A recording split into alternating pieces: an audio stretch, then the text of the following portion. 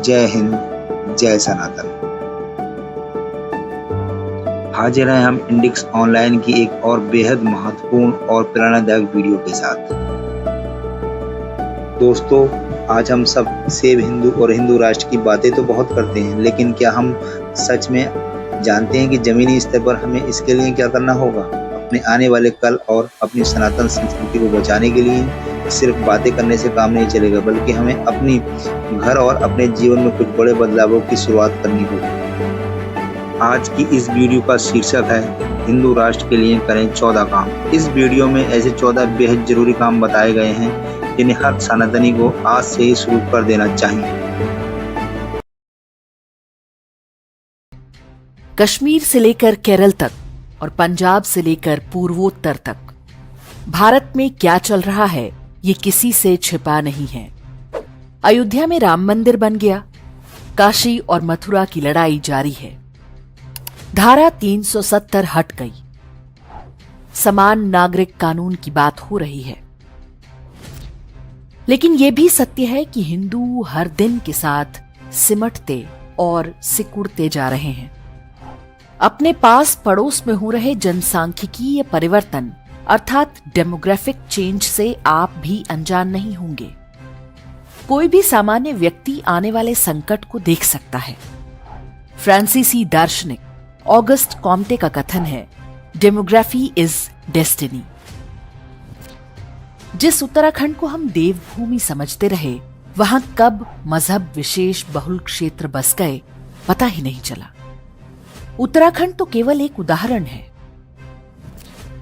हम ये भी देख सकते हैं कि हमारे ही वोटों से चुनी सरकारें, न्यायपालिका और पूरा शासन तंत्र इस भावी संकट को लेकर भयानक रूप से उदासीन है।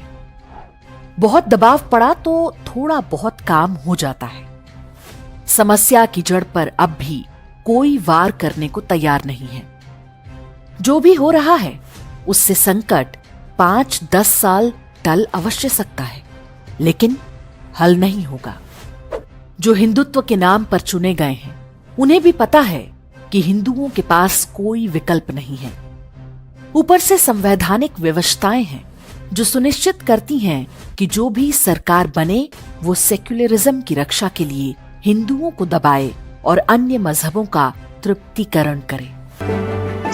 दोस्तों, अपनी संस्कृति और इन संस्कारों को बचाना ही हमारा पहला कर्तव्य है। चलिए देखते हैं आगे के पॉइंट्स। छोटा परिवार सुखी परिवार के सरकारी झांसे में ना रहे। बड़ा परिवार दुखी परिवार नहीं होता। कोविड में हम सब ने ये देखा है कि परिवार का ही सहारा था। स्वयं नहीं कर सकते तो कम से कम उन लोगों का उत्साहवर्धन और आर्थिक सहायता करें जिनके 2 से अधिक बच्चे हैं। अपने बच्चों को विदेश भेजने की होड़ में ना पड़े। भारत का भविष्य तभी है जब नई पीढ़ी के प्रतिभावान लोग देश में ही रहें। इसमें कोई संदेह नहीं कि नरेंद्र मोदी सरकार ने भारत में अपार आर्थिक संभावनाएं पैदा की हैं। भारत में रहने का ये सर्वश्रेष्ठ समय है। अपने परिवार को बचाइए, तभी धर्म और संस्कृति बचेगी। नई पीढ़ी के बच्चे तेजी से वोक हो रहे हैं। वामपंथ की कुदृष्टि आपके बच्चों पर है। वे इस काम पर करोड़ों डॉलर खर्च कर रहे हैं। बच्चों को बचपन से ही धर्म और संस्कार की शिक्षा दीजिए, अन्यथा वे एक दिन आपके भी किसी काम के नहीं रहेंगे। घर में अंग्रेजी में बात ना करें। बच्चों को अपनी मातृभाषा में बोलने के लिए प्रोत्साहित करें। केवल बोलना ही नहीं, लिखना भी सिखाएं। हो सके तो संस्कृत और किसी एक और भारतीय भाषा की शिक्षा बच्चों को होनी चाहिए। अपनी मातृभाषा पर गर्व करना सीखें। जब 2 बंगाली आपस में मिलते हैं तो बांग्ला में बात करते हैं। इसी प्रकार उड़िया, मराठी, कन्नड़, तेलुगु और तमिल इत्यादि भी मातृभाषा को प्राथमिकता देते हैं। उन्हें ऐसा करता देख चिढ़े नहीं, उनसे प्रेरणा ले। भाषा बचेगी तभी संस्कृति भी सुरक्षित रहेगी। घर में रामायण और गीता की एक प्रति अवश्य रखें। बच्चों को जन्मदिन इत्यादि पर इन्हें उपहार में दें।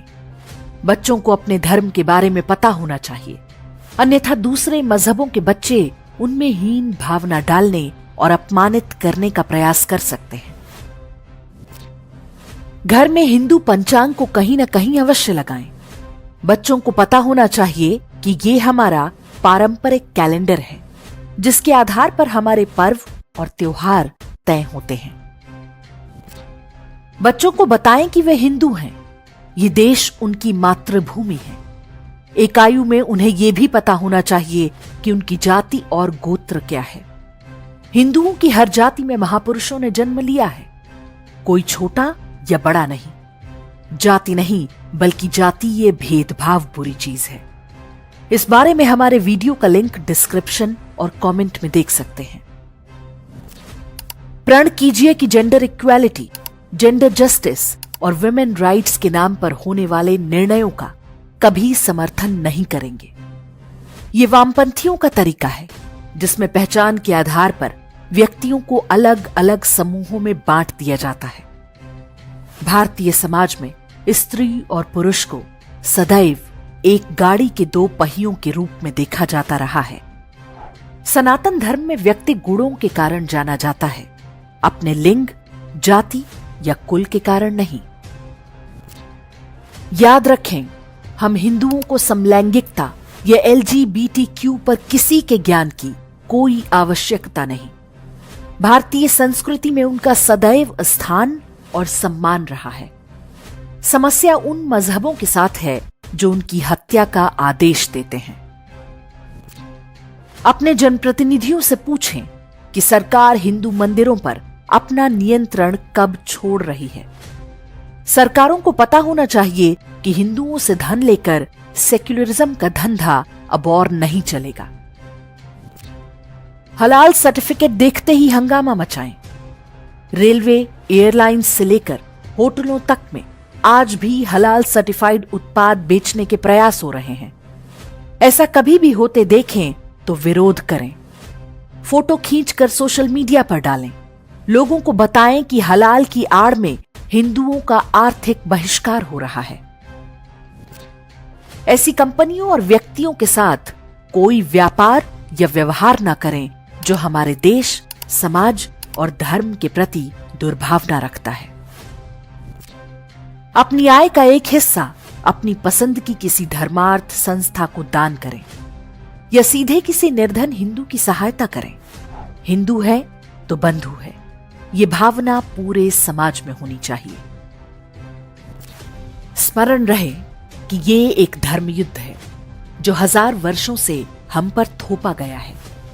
अंत में जीत सत्य की ही होगी, लेकिन हम मूक दर्शक बने रहे तो आने वाली पीढ़ियां हमें कभी क्षमा नहीं करेंगी। तो दोस्तों, ये थे वो ज्यादा जरूरी काम। इंडेक्स ऑनलाइन के विचार आपको कैसे लगे हमें कमेंट करके जरूर बताइएगा। अगर आपको ये वीडियो अच्छी लगी हो तो हमारे चैनल BTV हिंदी को सब्सक्राइब जरूर करें और इसलिए लाइक और शेयर करना ना भूलें। तो चलिए मिलते हैं इंडेक्स ऑनलाइन की अगली वीडियो के साथ। जय हिंद, जय सनातन।